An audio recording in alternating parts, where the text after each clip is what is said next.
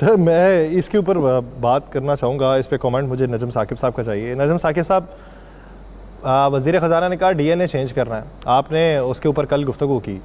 इस बजट के बाद आपको क्या लगता है, डीएनए चेंज हुआ है या डी अलग, एन अलग और ए अलग कर दिया गया?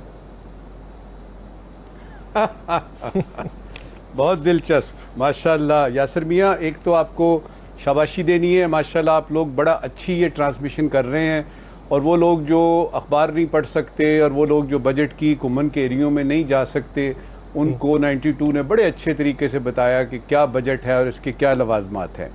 देखिए, मार्क ट्वेन ने एक जगह कहा कि there are 3 kinds of lies, white lies and statistics. यानी झूठ की 3 किस्में हैं। एक झूठ होता है, एक सफेद झूठ होता है और कुछ अदादोशुमार होते हैं। अच्छा, अभी आप बात कर रहे थे, ये मेरे जो पैनलिस्ट भाई हैं सारे, ये तीनों बैठे हुए, और मैं देख रहा था टिकर चल रहा है कि फाइनेंस मिनिस्टर साहब ने अभी अभी अनाउंस किया है कि 400 अरब रुपए के इजाफी टैक्स लग जाएंगे। ये बजट से ओवर एंड अबव की बात हो रही है, लग जाएंगे अगर ये चीजें ना हुई तो। देखिए, जो खुश हुए हैं लोग, पहले उनकी बात करते हैं। पूरी की पूरी कैबिनेट बड़ी खुश है इस बजट से, क्योंकि ऐसे करके उन्होंने अप्रूव कर दिया। पूरी की पूरी आपकी जो कोलिशन गवर्नमेंट है, उसके तमाम जो हैं वो सूबाई और वो जो यानी नेशनल असेंबली के लोग जिनकी के तनख्वाहें बढ़ गई हुई हैं, वो बड़े खुश हैं। चारों सूबों के वज़राए आला बड़े खुश हैं इस बजट को देख के। और फिर उसमें ये भी देखिएगा कि 1 ट्रिलियन रुपया जो है वो सूबों से आया है इस बजट में डालने के लिए। वो तमाम लोग खुश हैं जिन्होंने ये बजट पढ़ा नहीं है।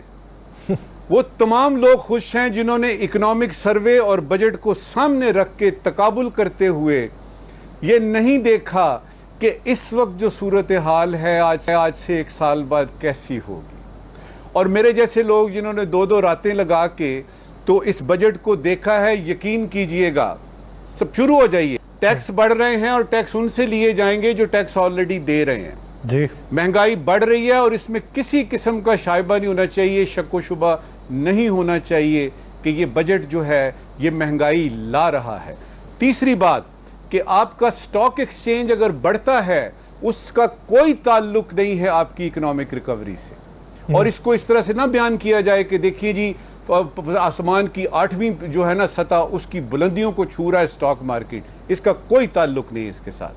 फिर आप कहते हैं जी कि ये जो आपके सरकारी मुलाजमीन हैं इनकी 10%, पेंशनर्स की आपने 7%। ये सरकारी मुलाजमीन इस वक्त कैलकुलेटर लेके बैठे हुए हैं कि आपकी अगर इन्फ्लेशन रेट 7.5 है जो कि ऑफिशियल है और एक्चुअली जो है वो कहते हैं जी कि 11-12% है, तो उसमें आपने 7.5% अगर बढ़ा दिया पेंशनर का, तो क्या कैलकुलेशन है। इसका मतलब ये है कि जो रुपया 100 रुपया आपके पास था इस जून से पहले, उसकी कीमत आपकी 95 रुपये हो गई है इस इजाफे के साथ। अब पेंशनर ये भी देख रहे हैं कि आपने 10 साल वो जो फैमिली को दिया था पेंशन, वो तो आपने ख़त्म कर दिया है, तो हमारे बाद हमारे बच्चों का होगा क्या, हमारी फैमिली का होगा क्या। खुशी की बात बताऊं आपको, क्योंकि मैं हमेशा कोई ना कोई खुशी की बात ढूंढ लेता हूं।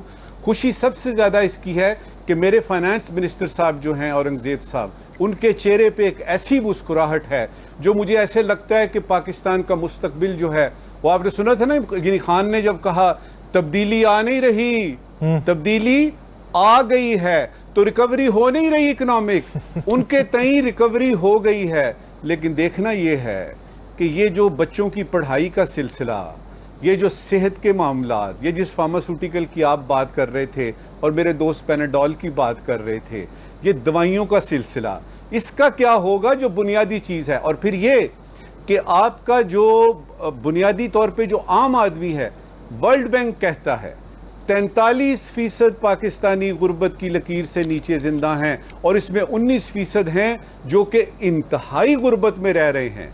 सर आपने सर 1.7 जो है वो ऊपर उठा दी है सर। ये मेरे ख्याल से, मैं अगर मुगालता राई से काम नहीं ले रहा, ये 44.7% है सर।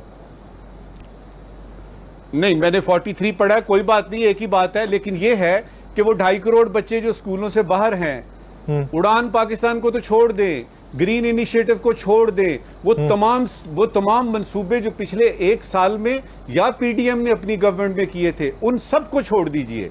वो मेगा प्रोजेक्ट छोड़ दीजिए, वो गेम चेंजर चीजें सारी छोड़ दीजिए जो कि हर दफा होता था, इससे गेम चेंज हो रही है। इन्वेस्टमेंट देख लीजिए, क्या बंदोबस्त किया गया है। और जब तक इन्वेस्टमेंट नहीं होगी उसमें होगा क्या, आपकी एक्सपोर्ट्स जो हैं वो देख लीजिए, आपका लार्ज मैन्युफैक्चरिंग वो जो सेक्टर है वो देख लीजिए, आप किसी सेक्टर को देख लीजिए। तो जिस किसी ने बजट पढ़ा है यासिर मियां, जिस किसी ने देखा, और वो यानी इस वक्त की आखिरी बात कर रहा हूं, देखिए आप सारी बातें हुकूमत के खिलाफ कर लीजिए, लेकिन एक बात पे दाद दीजिए हुकूमत को। दुनिया भर में होता है जब इकोनॉमिक सर्वेज आते हैं पिछले साल के, तो उस पर बैठ के बात होती है, अपोजिशन बात करती है कि जी ये क्यों अहदाफ पूरे नहीं हो सके। फिर उसके बाद उसकी बेस पे बजट जो है प्रपोजल तैयार होने शुरू होते हैं। मेरी हुकूमत की जरा एफिशिएंसी देखिए, ऐसे करके इकोनॉमिक सर्वे आता है, ऐसे करके कैबिनेट जो है वो अप्रूव करती है बजट को, और ऐसे करके मेरे जो फेवरेट फाइनेंस मिनिस्टर हैं वो तकरीर कर देते हैं और बता देते हैं ये बजट प्रपोजल है। इसका क्या मतलब है कि हुकूमत को आप दे दें यानी 10 में से 5 नंबर उनकी गवर्नेंस पे, लेकिन उनकी एफिशिएंसी पे तो उनको 10 में से 10 नंबर देना, और फिर जबकि पार्लियामेंट में कोई अपोजिशन ही नहीं है तो तकरीरें किस चीज़ की। ये जो स्पीकर साहब ने शेड्यूल किया है, किस बात पे बात करेंगे।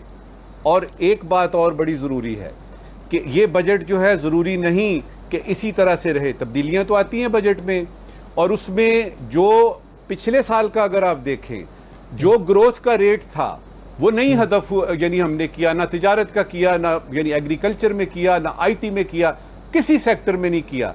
तो अब जब 2026 जून आएगा तो क्या आप यही फाइनेंस मिनिस्टर या कोई नए फाइनेंस मिनिस्टर जो आएंगे, क्या वो आपको ये कहते नहीं पाएंगे कि देखिए सैलाब की वजह से जंग हो गई दोबारा से, उसकी वजह से ये अहदाफ पूरे नहीं हो सके।